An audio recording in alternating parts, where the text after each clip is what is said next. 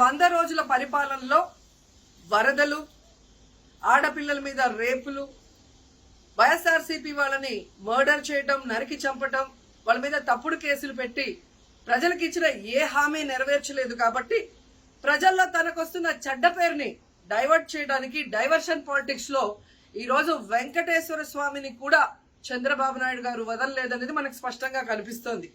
ఎందుకంటే ఆయనకి ఎప్పుడు అలవాటు, ఎప్పుడెప్పుడు ఆయనకి చెడ్డ పేరు వస్తుందో అప్పుడు ఏదో ఒక ఇష్యూని ఆయనే క్రియేట్ చేస్తాడు.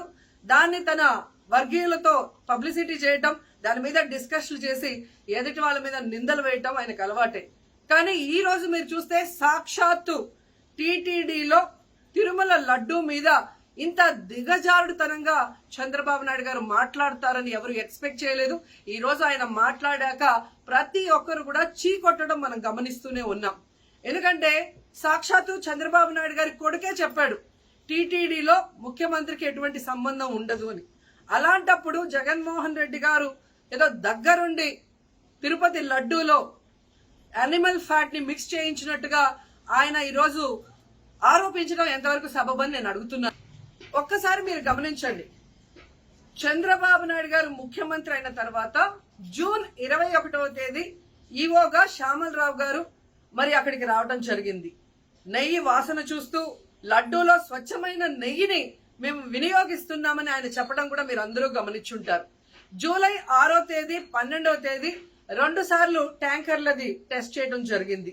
అందులో వెజిటబుల్ ఫ్యాట్ మిక్స్ అయింది కాబట్టి దాన్ని రిజెక్ట్ చేశాము, దాన్ని వాడలేదు అని శ్యామలరావు గారు చెప్పడం మనం అందరం కూడా గమనించాం. అలాంటిది 2 నెలల తర్వాత ఇప్పుడు చంద్రబాబు నాయుడు టీటీడీకి సంబంధించిన దాన్ని టీడీపీ ఆఫీసులో ప్రెస్ మీట్ పెట్టి ఇలా యానిమల్ ఫ్యాట్ కలిసింది అని ఒక నింద వేసినప్పుడు దాన్ని సమర్థిస్తూ మళ్ళీ శ్యామలరావు గారితో ప్రెషర్ పెట్టి ప్రెస్ మీట్ పెట్టించి ఎలా మాట్లాడిచ్చారో మీ అందరూ కూడా గమనించారు. సాక్షాత్తు నారా లోకేష్ గారే చెప్పారు టీటీడీతో ముఖ్యమంత్రికి సంబంధం లేదు అని. అలాంటప్పుడు జగన్ గారి మీద ఎలా నిందలేస్తారని నేను అడుగుతున్నా.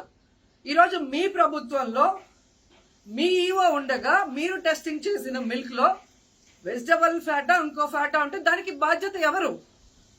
శ్యామలరావు గారా, లేదా ప్రభుత్వంలో ఉన్న చంద్రబాబు నాయుడు గారా, లేదా ఎవరు టీటీడీ బోర్డులో ఉన్న మెంబర్సా? సో ఇది ఒకసారి మనం ఆలోచించాల్సిన విషయం. అంటే ఈవో గారు తాను జాయిన్ అయినప్పుడు ఏం చెప్పాడు, ఈ రోజు చంద్రబాబు నాయుడు ప్రెషర్ పెట్టాక ఏం చెప్పాడు అనేది భక్తులందరూ కూడా గమనించాల్సిన విషయం.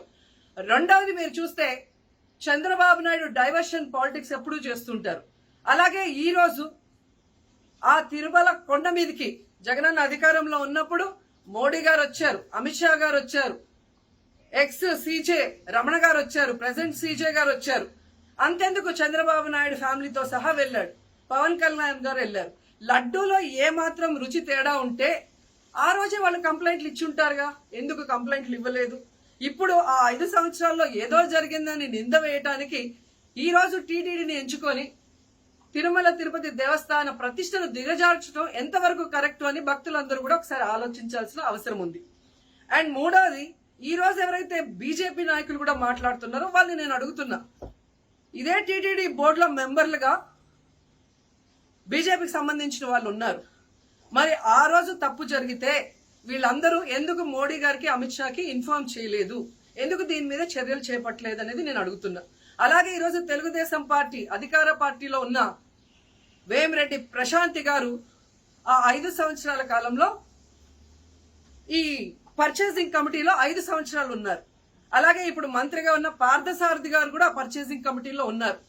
మరి వాళ్ళని విచారించండి, ఆ బోర్డు మెంబర్లందరినీ బయటకు వచ్చి మాట్లాడమని చెప్పండి, తప్పు జరిగిందా లేదా. ఈరోజు ఇంతమంది గొప్ప గొప్ప వాళ్ళు తిరుమలకు పోయి లడ్డు తిన్నా జరగని తప్పు వాళ్ళ పర్చేస్ కమిటీలో ఉన్న వాళ్ళు జనసేన పార్టీ తెలుగుదేశం పార్టీలో చేరిన వాళ్ళని మాట్లాడకుండా కేవలం జగన్ గారిని టార్గెట్ చేసి మాట్లాడటం చూస్తే రాజకీయ లబ్ధి కోసం తిరుమల పవిత్రను భ్రష్టు పట్టిస్తూ ఈరోజు చంద్రబాబు నాయుడు చేస్తున్న నీచ నికృష్ట రాజకీయాలు అందరూ కూడా గమనించి ఆ చంద్రబాబు నాయుడుకి బుద్ధి చెప్పమని కోరుకుంటున్నా. ఇక ఫైనల్ గా తనని ఎవరు నమ్మరు అనుకున్నప్పుడు పవన్ కళ్యాణ్ గారిని ఫ్రేమ్ లోకి తీసుకురావడం చూస్తున్నాం. ఇది కూడా మనం అందరం కూడా గమనించాలి. ఎందుకంటే ప్రాయశ్చిత్త దీక్ష చేస్తున్నానని పవన్ కళ్యాణ్ అంటున్నారు. ప్రాయశ్చిత్త దీక్ష ఎవరు చేస్తారు? తప్పు చేసిన వాళ్ళు చేస్తారు.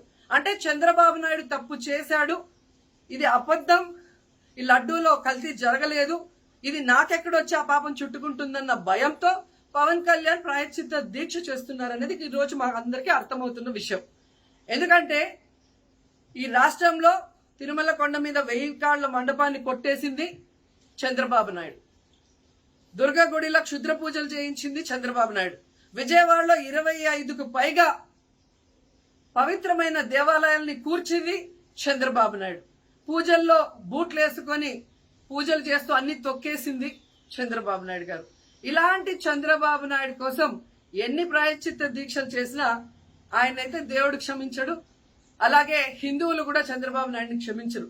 ఆ పాపం నుంచి తప్పించుకోవడానికి పవన్ కళ్యాణ్ చేస్తున్న ఈ 11 రోజుల ప్రాయశ్చిత్త దీక్ష పవన్ కళ్యాణ్కి మాత్రమే పనికొస్తుంది. కాబట్టి ఇకనైనా తిరుమల తిరుపతి దేవస్థానాన్ని అడ్డం పెట్టుకుని జగనన్న మీద దుమ్మెత్తి పోసే కార్యక్రమాల్లో ప్రతిష్టగా దిగజారిస్తే తిరుపతి అమ్మాయిగా నేను ఊరుకునేది లేదని కూడా ఈ సందర్భంగా తెలియజేసుకుంటున్నాను.